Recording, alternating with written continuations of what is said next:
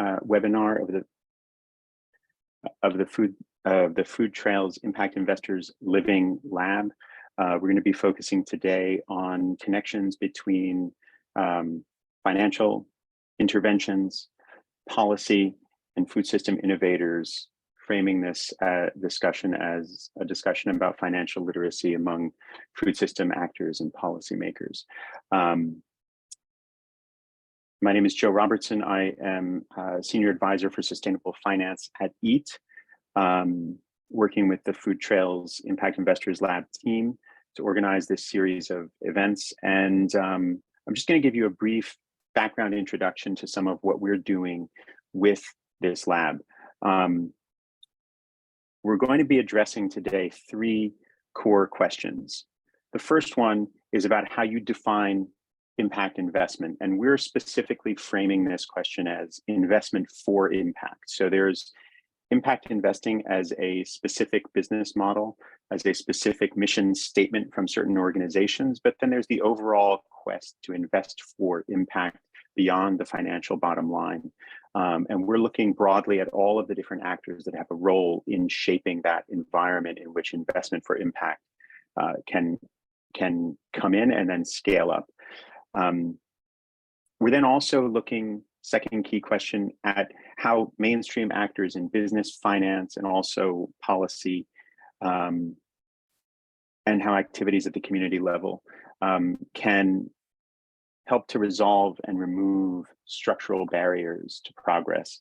And then our third key question today, I'll bring these back later in the discussion, is how cities and investors can team up to drive change, including to shape a different kind of enabling environment. And now I want to advance, but it's not. There we go. So I just want to share briefly what we've been doing with the lab. We have monthly meetings that include a diversity of actors, experts, representatives of cities, and also investors and financial actors. Each of these meetings produces a summary brief, which brings some of the key highlighted ideas and emerging insights, also unresolved questions, to everybody who's part of the process. And then we have a tracking site, which you can see there. And we're working towards eventual production of a roadmap for impact investing in urban food systems. That roadmap is going to be structured around 8 overarching areas of work. There are many small technical details under each of these. I won't go into all of them right now, but these are the 8 areas we've committed to cover as part of this lab, and which we have been covering in these discussions. Impact, what is it, how to achieve it; ambition, what your purpose is, and how to increase the overall ambition of what you're working towards; data, for keeping track of what's happening and also for informing decision making; policy, to enable change; products, including financial products and services, and also the products that go to market that come to the consumer in the end. How do we surround consumers with better choices, and how do we shape that overall value chain? Scaling.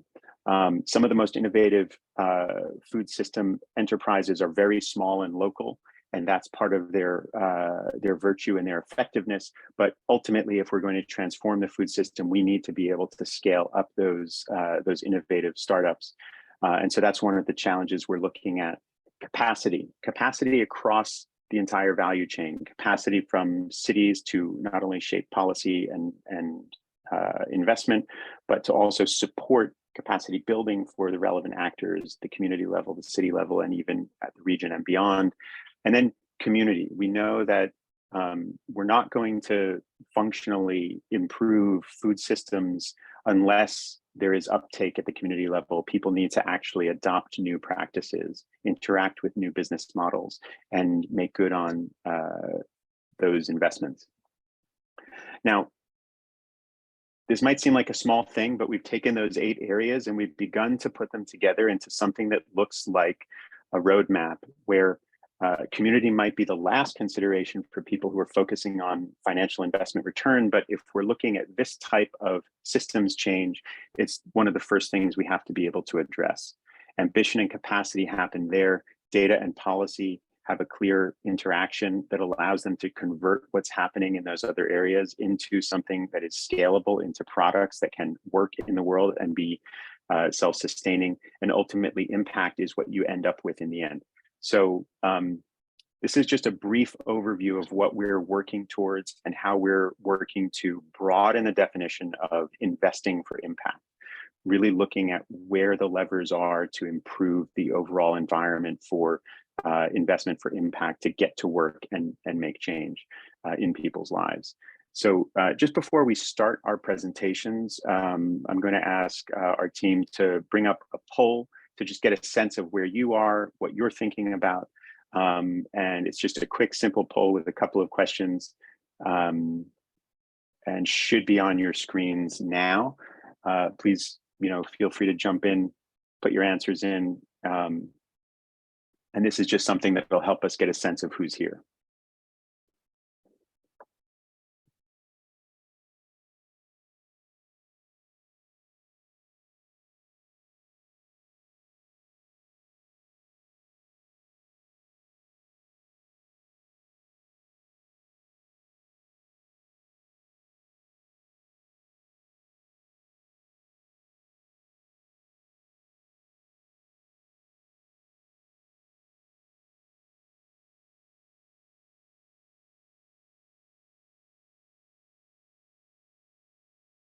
So I think we've got another, little bit to answer the poll if you haven't done so already. Which type of organization are you from? City, municipality, business, finance, research, civil society, or startup or incubator? And do you have experience with private sector investment, impact investment? Yes, a lot. Yes, some. No, not at all. No, but planning to. And if what you'd like to answer isn't included in that list, there will be opportunities later on for questions through the Q&A function. So do make sure you keep your ideas at hand.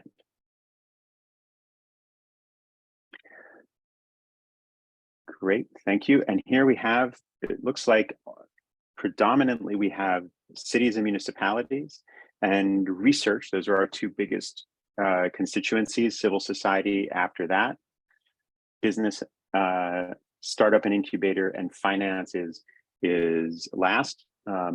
It's good to know that information. And then, do you have experience with private sector investment, impact investment? Yes, a lot, 4%. Yes, some, 38%. No, not at all is tied at 38%. And then no, but planning to 20%. So this is exactly, I think, what we're looking to do. We're looking to have people here who are interested in hearing from others, learning from each other, and sharing their insights and ambitions. So thank you, Marius, for that. All right, I'm going to introduce now Dr. Helena Wright, the policy director for the FAIRR initiative, to share with us a little bit about FAIRR's work and what the prospects are for investing in transformed food systems. Helena, Thanks, go ahead. Joe. Nice to meet you all. I'm just going to share my screen and see if this works. I'm just going to give a brief overview of FAIRR's work.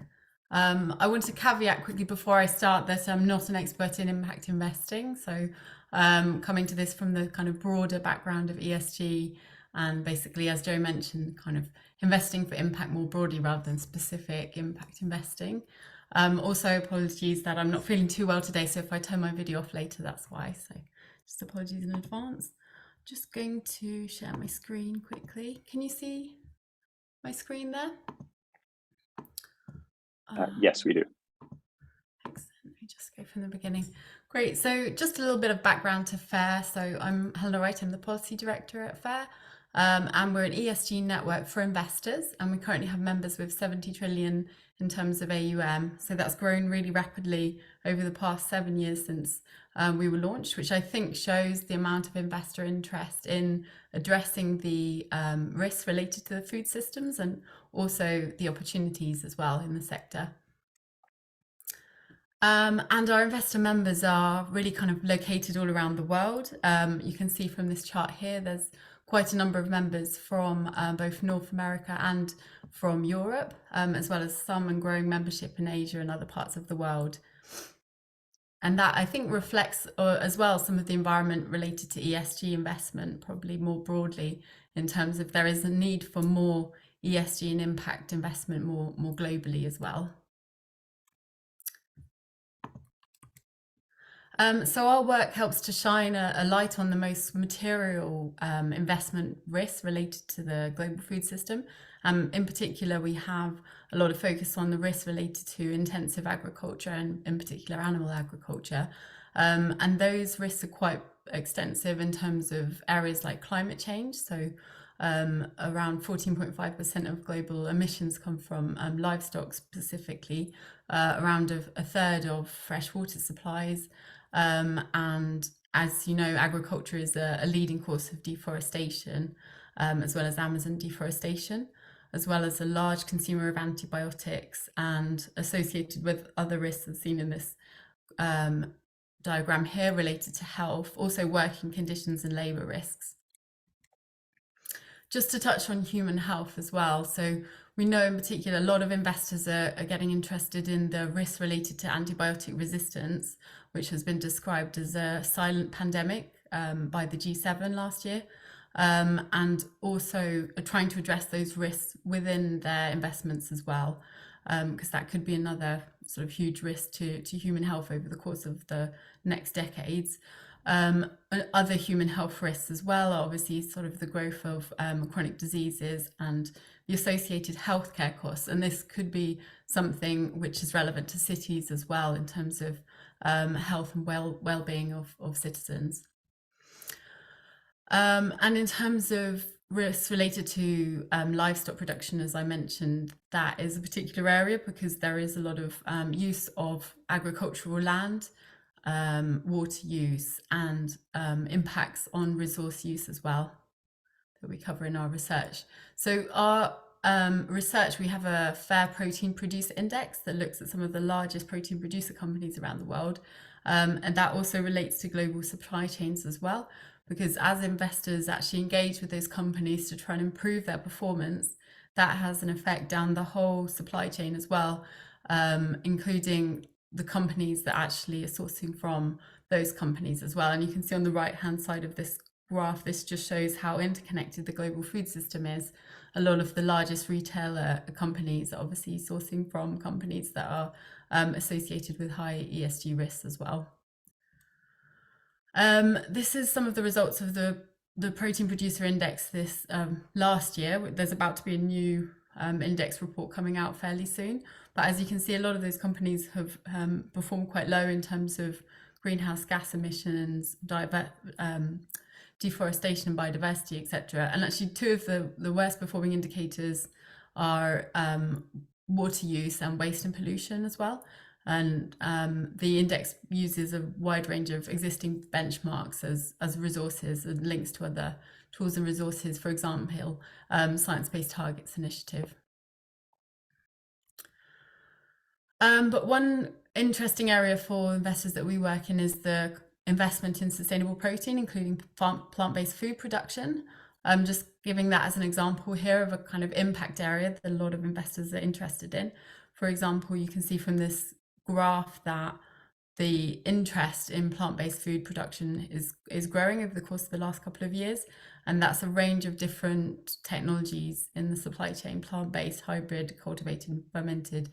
And this is a graph basically showing the private investment. And also government investment in these kind of new technologies is growing as well.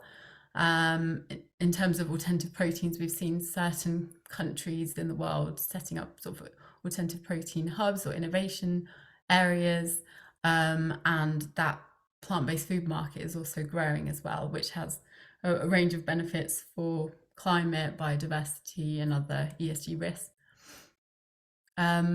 What I would mention here is that investors, although they're trying to address some of the risks related to their investments, they can't act alone. They do need policymakers and regulators to act on the risks as well, and the right enabling and regulatory environment, which is what we work on within the policy team at FAIRR. So one example is we did a call to action calling on the EU to better align its agricultural subsidies with climate and nature goals. And that was actually with the recognition that investors can't reach their net zero goals alone, and policy action is needed in accompaniment with that. So that's something that we help investors to engage with policymakers on, to try and reform the more damaging subsidies to agriculture. So I'll stop there, but happy to take any questions. Thanks. Thank you, Helena. Really useful information, especially about the fact that, as you said, investors can't act alone. I'd be interested just in following up on what you've presented to know, are there some specific policy changes that can drive new investment for impact more quickly? And at what level are those policy changes, happening, being considered, or considered, ideally to have real reach? Thanks, Joe. Yeah, well, I think there's a range of levels at which policy action can be taken, and a lot of the areas that we work on are at the more national, international level policy changes. For example, better disclosure of risks by companies, and climate targets that are being set by companies, as well as the government sort of requiring sort of zero deforestation in their supply chains, etc. But I think there's also a lot of action that municipalities can address, and hopefully we'll go into that more in the discussion section as well. But I think at municipality and city level, there's also a lot of policies that can help to address some of these major systemic risks as well. That's really good to hear, especially the city level actors. We have some of them here today. One more question. I think you covered some of it in terms of the kinds of risks that FAIRR members are interested in learning more about, but can you just say a little bit more about the nature of the risk that financial institutions that are interested in this type of transformation might be facing, whether it's from antimicrobial resistance, from nature loss, from climate? What are these market risks? Are they operational risks? Are they reputational risks? How does that translate into financial opportunity or the lack thereof? Thanks, Joe. That's a really important question. So I think a lot of them become material because of their impacts on the company's performance as well. Sort of regulatory and market risks, obviously, being an important one. Market risk might mean, for instance, if a company, loses market share because of its falling behind in terms of its ESG disclosure. Reputational risk can arise as well. If a company is facing a class action for the ESG risks, and that can happen, anything to do with working conditions, a large number of kind of workers being affected by emerging disease, etc. And there's just really a whole range of risks which can turn into material risk. But there's also the more systemic risks as well. I mean, one is obviously climate change, another is antibiotic resistance. Those are risks where, actually they'll probably emerge over the longer term, and a lot of pension funds, etc., are realizing, unless we act on these risks now, there's hardly any point having a pension fund in 2050 if, the really huge systemic impacts of climate change come to pass. Yeah, and maybe just one final point to kind of build on what you've just shared about material risks. Maybe it's a question of have we entered a new era, but it's a reference point that I think everybody can now understand. A pandemic like the coronavirus pandemic, with these huge disruptions of lives, livelihoods, entire societies and regions, is the risk that kind of event shock the economy one of the material risks that some of these food system actors or investors are thinking about planning ahead for? Yeah, that's a really important point. I think, as I mentioned, antibiotics is an example, and that's actually been described as by the G7 as a silent pandemic, but also kind of the other emerging disease risks that we see within the food system are actually having quite a large impact already. One I would just touch on is avian flu. We've seen huge impacts of avian flu around the world at the moment. We just saw it reported in the news actually a couple of days ago that around half of the free range poultry in Turkey and the UK had to be culled. And that's due to avian flu. So that has huge market impacts on the whole sector. And again, the COVID pandemic as well resulted in huge disruption. So I think we can also see those emerging disease risks as really quite systemic to the whole sector. All right, thank you, Helena. And I'm sure we'll come back to some of these points in the discussion. I'd like to now move on and welcome Andrea Magarini, who is the Food Policy Director for the City of Milan and one of our close allies in this work with food trails. Andrea, please go ahead. The floor is yours. Thank you, Joe, and thank you also for organizing this webinar. I start sharing my screen. Okay. So again, thank you for being here and to be part of this webinar. I want to show our experience in Milan, in the city of Milan, in budgeting food policy. So to try to define resources to implement our food policy and also to work towards our journey since the starting in 2014 of our activities up to now, and also the main changes that are occurring in these periods. But let me start with our pathway to invest in the food policy that is primarily organizing these three activities, so involve internal stakeholder of municipality to reorient the existing budget on food-related services, rather engage external partners with public-private partnerships that are more already shared all around the world, and also sponsorship. And finally, calls for grants for innovative and risks investments. So we have different experiences in these three activities, three pathways, and now I want to show our experiences on that. And just to sum up our journey, we start in 2014 to define the municipal commitment and implement a food policy. Then in the last 6 years, we implement the first activities of food policies as a free actor within the municipality by introducing innovative actions, innovative projects, and so on. And finally, this year, the food policy becoming a department with 5 units. And also now we are on top of the activities of co-design, innovative project, also to manage public services related to food. So this is the content of this presentation. We start again in 2014-15 to analyze our activities within the municipalities. So together with Cariplo Foundation, that is one of the more important grant makers in our city and in our region as well, we try to analyze our municipal operative program, that is our main document of programmatic document, to try to discover the different activities that all the departments of the municipality are doing in the topic of food system, and helping us a lot of infographics and so on. We try to collect all of this information under the different priorities of our food policy. So here you can see the priority number 2 on food production, with all the activities that the municipality are doing in on the topic of food production, and also the different letters and number are activities of the municipality departments as well of municipal agencies. And we try to reconnect all of this knowledge that was spread in different departments.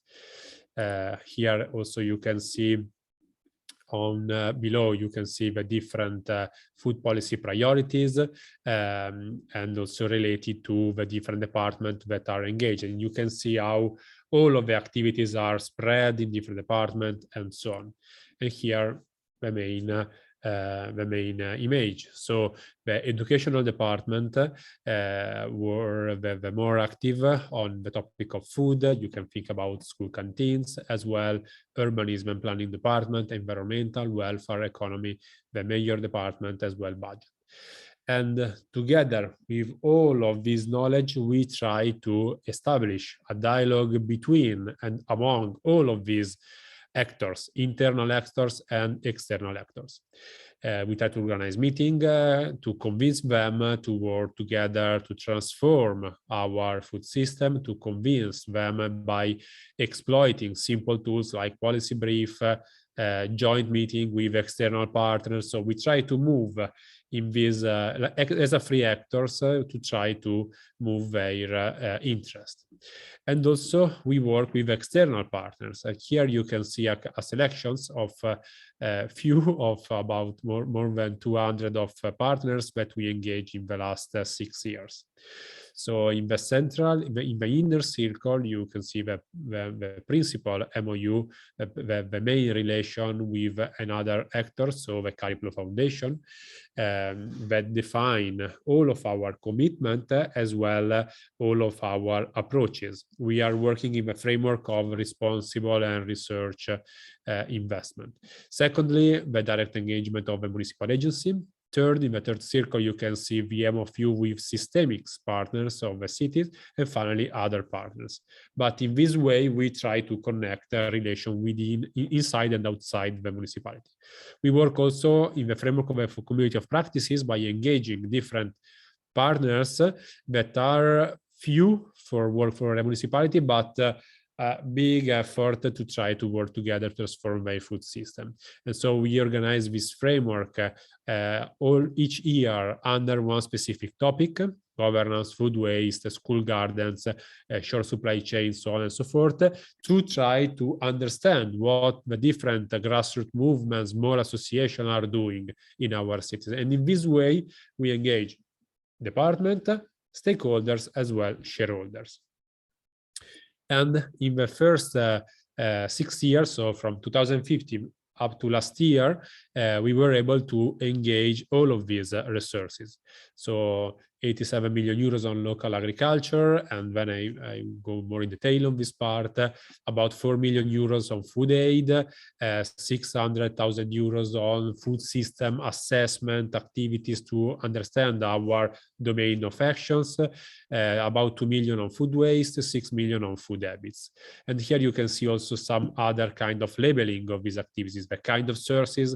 The majority are public-private partnership, other just from private, other from public, other from grant, and so on. And here are some example of all the activities. As well, also it's good also to see the timing. So sometimes there are like a one-shot financing, like grants. Other time are recurrent. Of course, the majority are one-shot fundings. Now we have 3 details, kind of investment and the resources that we were able to connect as a municipality. The first is a public-private partnership on the topic of agricultural, metropolitan agricultural deal, in which we engage 5 agricultural districts that represent about 188 farmers. With them, we define an action plans. So the tool here is an action plans with 94 activities with an investment of 82 million euros, in which more or less the half is already spent and the last is need to finding. But here we work primarily to define the different activities that small actors in our food system, as you can see in the map, all the red dots are farmers. And so in this framework, we are trying to organize a governance system of our agricultural system, and to try to connect and to see the different investment of public, because in this framework, the municipality, the metropolitan authority, as well the regional authority are part and are investing on landscape, investing on joint infrastructure, as well the different farmers are investing in short supply chains and so on. Secondly, is another public-private partnership for defining local food waste hub. And here is good to see how we engaged the other actors. So we start by a group of co-promoters, so the municipality, a university, a union of the private sector, and again, our grantmakers, the Curriculum Foundation. And together with them, we define the model. And here the model is how we can organize local neighborhoods network to recover and redistribute food losses before to becoming waste.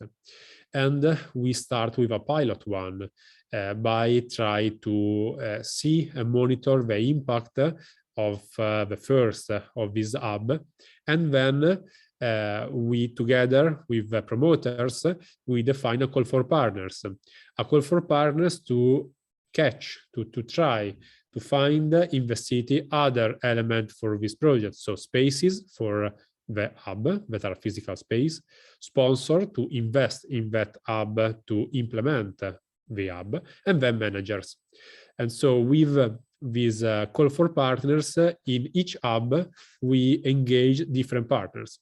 And this is good because is also a way to have a biodiverse framework of actors. And in this way, the investments are shared with a very wide number of actors. Finally, the last example of investment is an investment in a public service. So the other are find external money and to invest in that external money, in some innovative projects. Here are a public service about school canteens. So we define this public service 120 years ago. And we continuously invest in this system. We have a cost about 77 million euros to manage all of this system, and we establish a municipal agency to manage the system as well. The relation here, the tools is a contract service with the municipal agency.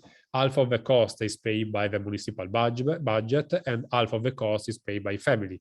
And within the half of the cost of the municipal budget, we are able to reorient all of this budget to move towards organic procurement, plant-based procurement, and other activities in the framework of the food policy. Here are 4 elements, again, of the topic that I already presented. So reorient the municipal budget, attract money towards grant and partnership, and then also activities on impact finance. That is the more complicated one, because we feel that there are room of possibility on these, for instance, in the topic of food waste, that can be applied for define like a social impact bond, for instance. But here you can see a framework of all of these activities. Now we are in 2022. The Food Policy Office became a department with 5 units, as already mentioned in the beginning, and now we are managing public services. And we are trying to innovate those public services by connecting in all of these services also projects and activities that we start up in the previous years. Behind of all of these public services, there are infrastructure, and our idea is to have in mind all the time how we can improve all of these infrastructures. So on school canteens, we have 26 cooking centers and 600 of canteens. The cost per year is 77 million euros. Again, the half is paid by municipality, the other half for the family.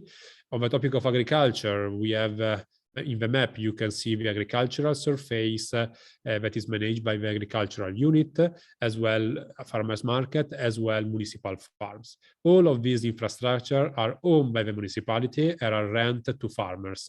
And we, with the income of each year, 300,000 euros, we are reinvesting them through the farmers to improve these farms. So it's a way in which we are continuously investing in the farms to improve them. And finally, on the topic of food aid, here you can see not an infrastructure that are owned by the municipality. All the different dots of the different colors are from different kind of organization, but we are trying to improve them by financing them towards through 1 million euros per year since the pandemic. So we are now at year number 4 to try to have new money to purchase food aid and to spread to the people in needs. But all of these free infrastructure are the main infrastructure that we have in our task. Finally, the last slide. So here you can see all the different dots together, because the idea is to work in the managing the free infrastructure, but try to have a systemic conceptualization of all of this infrastructure. So try to have a food system more cohesive, where the impact finance can be applied to improve our public services, and where all of these public services can work together, because food poverty and food aid can be very, very well linked to school canteens. As well, agriculture can be entering the topic of the public procurement of the school canteens. So we are trying to reshaping our approaches, but we need resources, of course, and we want to manage these activities. So again, involvement of different departments, attract new partners, co-design with all of them projects and initiatives, piloting some innovative solutions, scaling up and assessing and communicating this kind of impact. Thank you, Joe. Up to you. Great, thank you, Andrea. What a wonderful presentation. And I just want to go back to one of the earlier slides that you showed, that colorful chart of the DUP policy analysis, the kind of radial graph around education, production, and waste. Just looking at that and the color coding underneath it, there's a lot of clarity about where there's capacity, responsibility, potential for action. Did the insights from that analysis help the city to allocate its budget for greater impact in those areas? And what kind of budgetary benefits came from that kind of mapping exercise? Yeah, is a stepping stone in a certain way, because towards the process to define those analyses were the perfect occasion to work with the other department, to work with the other directors, with the other officers. So it was very, very good to see inside the different activities what are happening on the topic of food system, and to represent, to come back to all of these colleagues to show the entire picture of all the system, because the DUP, as you mentioned, that is this Italian name of our planning tools for the municipality, is a document of about 1,000 pages, because all the unit, or the department, or the directorate are working to collect that kind of planning tools. But it was very good because for the first time we tried to define with a transversal approach and analysis to all the activities. And so, yeah, is a good starting point to try the municipal planning tools, and then trying to work with the others by presenting them all the activities. Thank you. And the other thing I noticed, both from what you were sharing about some of the public-private partnership, and also this sort of regional approach, where you have things that are happening inside the city, and you have efforts to connect with farmers. Would you say that an important part of Milan's approach to transforming its urban food system is this relationship between the city and the wider food producing region? Yeah, it is for many reasons, because we are organized under administrative geography that are not connected to functional geography. And so our food system is more bigger than the municipal boundaries, and outside this municipal boundary there are the more important food productions, so agricultural land.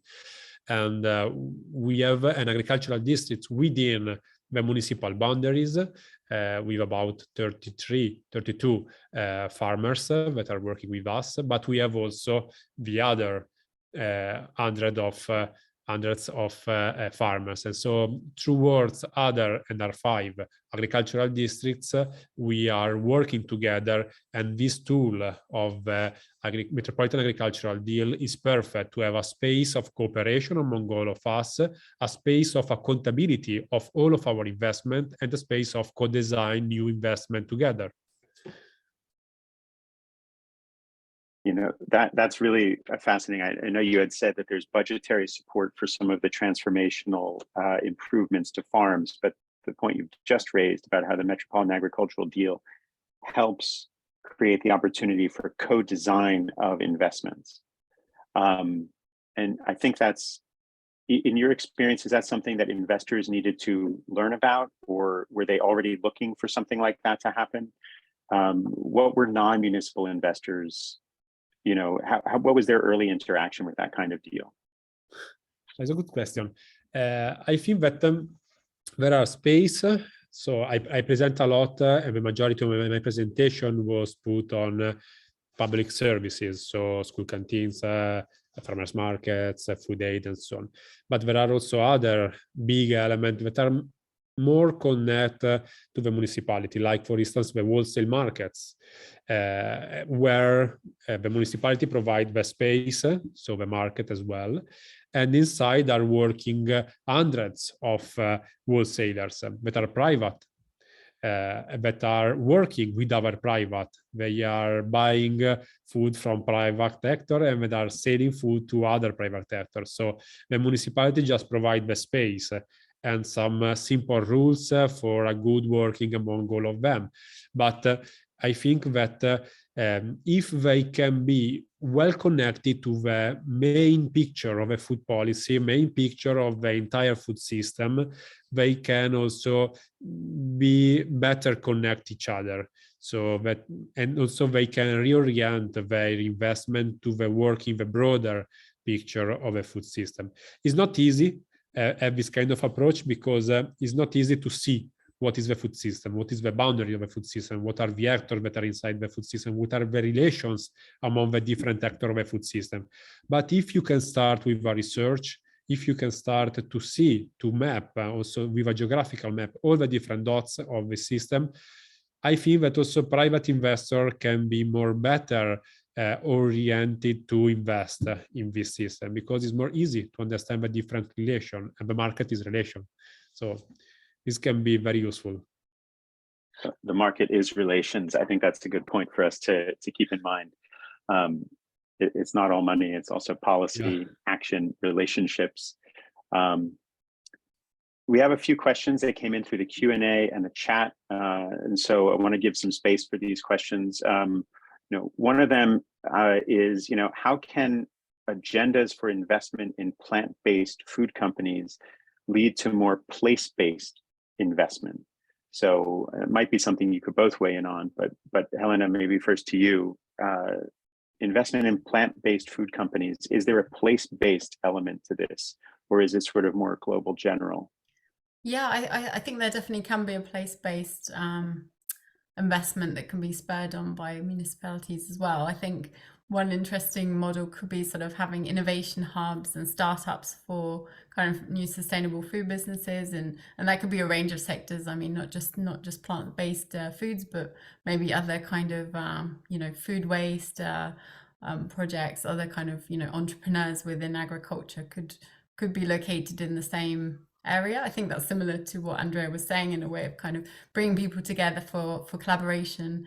And there could be a way that, you know, public-private partnerships could emerge, where the city provides the kind of infrastructure for these companies or startups to work together, whether that's, you know, location or, you know, other kind of grants, loans, etc. And then if they share some, you know, space, working space, or, you know, food production infrastructure, or, you know, processing infrastructure together, that can potentially create sort of circular economy hubs in a way for innovation, where, you know, one business provides inputs for another business and businesses collaborate together. And I think, you know, there are some kind of emerging examples of that, I think Andrea was talking about. And also some cities around the world, for instance, Singapore is just one that comes to mind, where they've sort of created a lot of innovation hubs for different startups, etc. So yeah, I think there's plenty more that could be done in that area.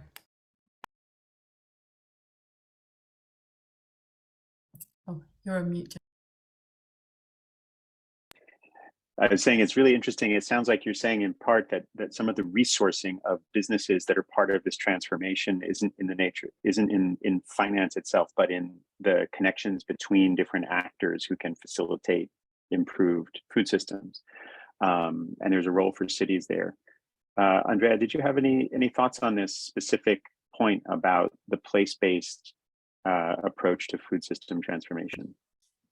Yeah, I think that is the more easy space in which start working, because again, the different relation among the actors can help a lot in organize relations between again, speaking about food waste, the food waste generator, the food waste saver, the people in needs, the activities to try to connect with small bakeries, for instance. So have a place-based approach is useful to see who are your partners, who are your enemies in some ways, and not all the time there are enemies, but people that just need to be more motivated. And if you are able to motivate and to move them towards the food system transformation, they become new partners. And new partners need new resources, sometimes money resources, some other human resources. So are very, very good way to work in a plant-based. And it's the reason because a lot of cities all around the world are working on food policy. In the framework of food trails, engage 11 European cities. More broadly, the Milan Urban Food Policy Pact engaged more than 200 of cities that are working on this place-based approach to food system transformation. So yeah, I think that is a good way to start.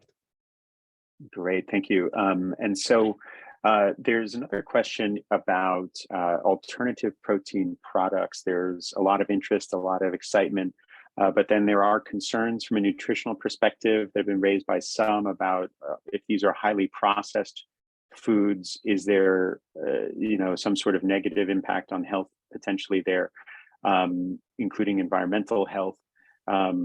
Is this being addressed? How is this being addressed? Is there an effort to essentially make sure that these alternative proteins don't have that kind of impact?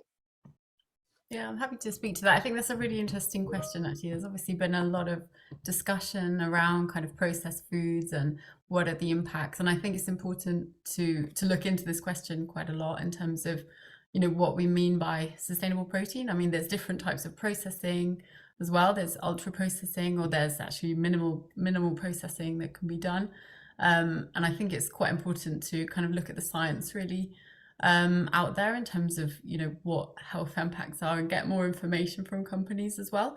That is something that we're starting to do a bit of research on, and there may be some more work within this on next year. But also we recently released a ESG framework which calls on companies, including the startups, etc., to give better disclosure of the health information of the products, also the environmental information, because sometimes if the information isn't there, it's difficult to make a comparison between the alternative and the what it's replacing, or the conventional product. So I think that disclosure will help. I think in general, the science seems to show that the environmental benefits of these products are quite strong. And on the health side, some products may have too much salt at the moment, but actually equally they might not have any cholesterol, for example. So they might be beneficial in terms of lowering cholesterol. So I think it's quite a nuanced space, and we need more research really to understand all the different various types of products that there is out there, because there is a huge range. Yeah, if I can add something, is also working in a city means that there are a lot of degree of innovation. So some actors on the private sector are more innovative. The startups, for instance, are the more innovative on the top of this ranking than business as usual, public services, and so on. And in this framework, so the alternative protein are very good positioning the topic of startups. less in food services, public food services, and so on. But there are also very, very simple, like legumes, that are an alternative. And so in this way, promote a consumption of more plant-based food that can be work as a substitute of animal-based, allowing us to achieve the same goals. So in this way, we can improve a lot of our impact by engaging public services with school canteens, for instance. And we and a lot of cities are doing this transformation and this transition. Brilliant. Both really useful answers. And it sounds like policy is part of this, right? Including for the private sector, if the policies require that, for instance, disclosure of salt content, for instance, that could change practice and allow people to be more competitive and healthy at the same time. So a few more questions. I'm going to try to go through them quickly here. We've got 6 minutes left. One question here is about food policy at the city level. How important is it for the city to partner with a bank, foundation, or investor from the start? Or is that something that comes later on? I think that is depend from the level of commitment of the city, depend of the journey of your process. In our case, was one of the good lessons. We started with a former banking grant makers, again, Caribou Foundation, not working as a grant for the municipality, but work to propose their relations with all the actors that they have granted in the past. And in this way, we discover and we connect a lot of their activities, the projects that they funded in the past on the topic of food system. And so in that way, it was very, very good. And they allowing us to have some consultants, some officers that are coming from the research background and that are trying to enter in the municipalities. And now the food policy department is full of this kind of temporary officers. So can be also happening not in the early stage, but if happen in the early stage is a good way to have on board immediately new resources, new human resources that can work to implement and to have the first stage, the first stepping stone of a food policy. That's great. And it's interesting that your answer there wasn't necessarily about investment. It was more about the intellectual capital that came with this existing institution and its network of stakeholders. Yeah.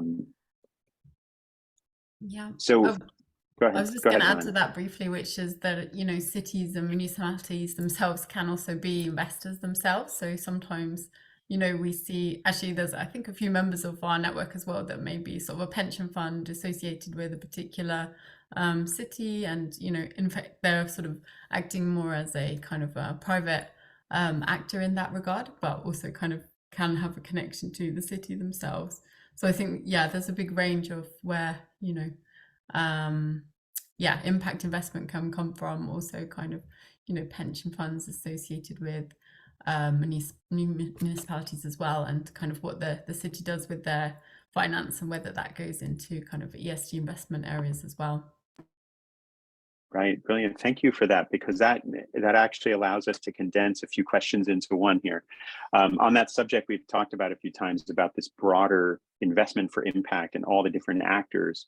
You mentioned, Helena, that cities can be investors. There is a question, Andrea, for you. Do you see the city of Milan as an investor? And then there's also this question that I think kind of connects back to Helena's point. What about asset managers that are connected to the public sector? What about public development banks, for instance? Is there a role for each of these different actors in scaling up impact investment in urban food systems? But maybe we start, Andrea, with your response. Do you see Milan as an investor? Of course. Also as an investor in a typical way. So we are investing to have a new cooking center, a new logistics center for school canteens. And in this way, we are improving our infrastructure, our food system infrastructure. So yes, we have, of course, an investors. But this answer need to define who are an investor and who can consider themselves for an investor. So we are considered just as service providers, so public service providers, or we are thinking about the infrastructure, and not all the time we are thinking about our infrastructures. And if the cities that are starting to work in the food policies, in the food system transformation, are trying to map their infrastructure and to see the cost for having that infrastructure, at the end, they are changing their mindset and their approach of the food system, because if they have an infrastructure, they think immediately them as an investors. And there is also a question about a land food bank.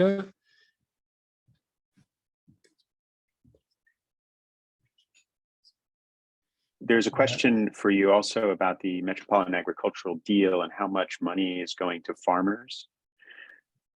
Okay, yeah.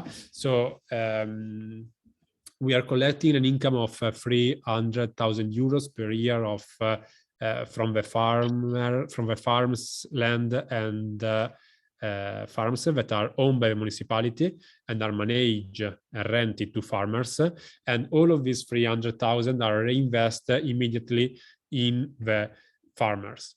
So is a good way to exploit the agricultural property of a municipality. Not all the municipalities are property of agricultural land. In some cases, yes. Also in Europe, we are one of them. And so we are investing in them. On the topic of agricultural deal, Metropolitan Agricultural Deal, the 82 million euros are the total amount of the action plan.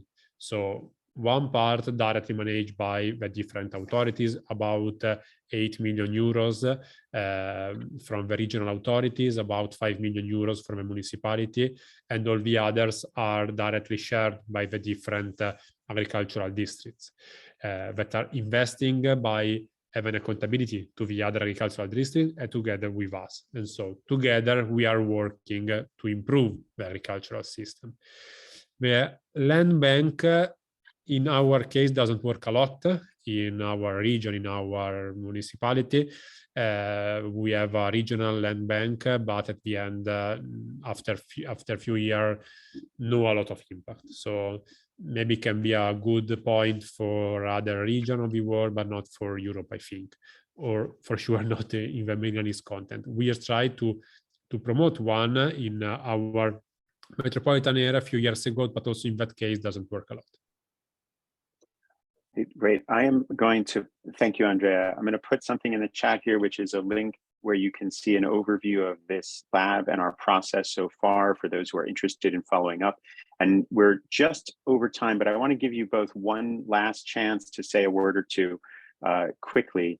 And that point really is in terms of where you're able to track the better outcomes across the board, reduced risk, improved quality of food systems, improved local experience, and improved investment return, or future secure investment return. Do you have one or two key examples or metrics that you think people should know about that help to illustrate why this kind of investment is so important? Yeah, I can jump in here. I just want to broadly share that we're kind of expanding the reach of the index that we cover in terms of the coverage of the companies to more consumer-facing companies. So in future, that could be useful sort of assessing wider companies like catering companies, etc., on their sort of sustainability performance. So that in some of those metrics could be useful in future for a wider set of actors beyond just the kind of small number of companies that it covers at the moment. So I just wanted to share that, potentially in future, these kind of new tools and metrics could be more accessible to a wider reach and potentially support, sustainable procurement contracts, etc., which in future could bring quite large health benefits as well. So capturing the kind of co-benefits between sustainability and health would also be an interesting area for the future. Excellent. Thank you, Helena. Andrea. I think that some metric regarding the health can be very useful. So the non-communicable disease, obesity are maybe one of the next current and next more important challenges, and towards a good food habits, working on food environments, we can improve, working on food nudging, we can improve the food healthy habits of our citizens. And so there are an atlas that some cities have already implemented on the diabetes atlas. And so working on that, there are also scenarios of increasement and the growing of the obesity in the near future, and some other scenarios that are working on less obesity if we are improving the health and the good health of our citizens. So we can working on this part is not easy because the relation is not immediately clear, and also because the budget of these activities are shared by different authorities, so municipality, metropolitan, regional, and national, and so the complexification is immediately, but can be one of the field of action of the near future. Thank you both, and Andrea, your point there about health. I mean, we've seen recently that we can measure in real financial and fiscal terms the impact of ill health from diets, not just on local economies or on small businesses that depend on their workers' health, but also on regions, national economies, and even central banks with the events of the last few years. Thank you both. I think this has been a great discussion. Thank you all for your questions, and we look forward to following up in the weeks and months ahead. And around the middle of next year, look for a roadmap coming out of Food Trails Impact Investors Living Lab for scaling up impact investment to urban food systems. Thank you. Thank you. Bye-bye.